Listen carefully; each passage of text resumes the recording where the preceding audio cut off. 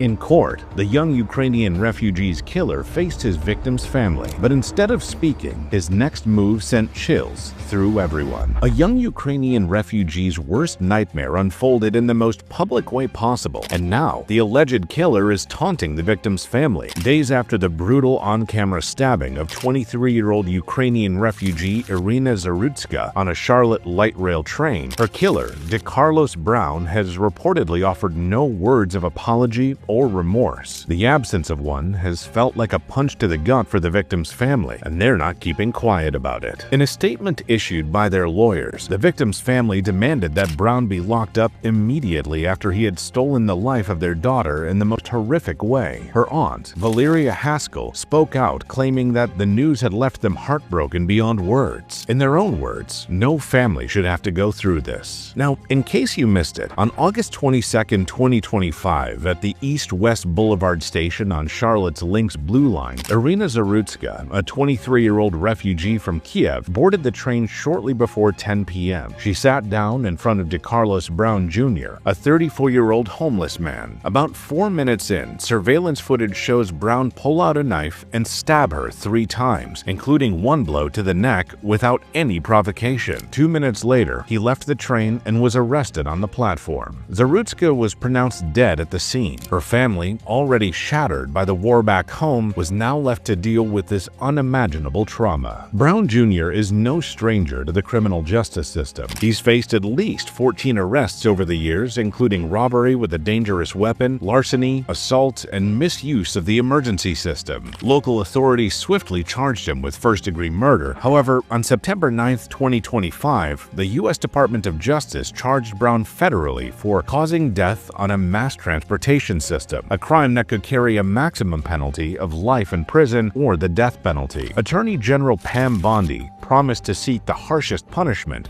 stating that he will never again see the light of day as a free man. FBI Director Kash Patel characterized the attack as a disgraceful act, adding that the Bureau stepped in immediately to ensure justice. Across Charlotte and the nation, the attack has caused netizens to react strongly. Critics argued that Brown should have never been walking free from his first arrest, especially given his track record and mental health needs. His half-brother, Jeremiah, said it quite plainly. "I think they could have pretty much prevented it then." Brown's mother, in an interview, said that she previously had him involuntarily committed after he became violent at home and was diagnosed with schizophrenia. Earlier in the year, the same Brown was arrested for misusing 911 after he told officers someone had put a man-made material inside his body to control him, according to court records. Charged with a misdemeanor rather than a more serious felony, he was released without bail by a magistrate judge. Political figures deemed the oversight a tragic failure by the courts and the magistrates. Following the killing, Charlotte's mayor, Vi Lyles,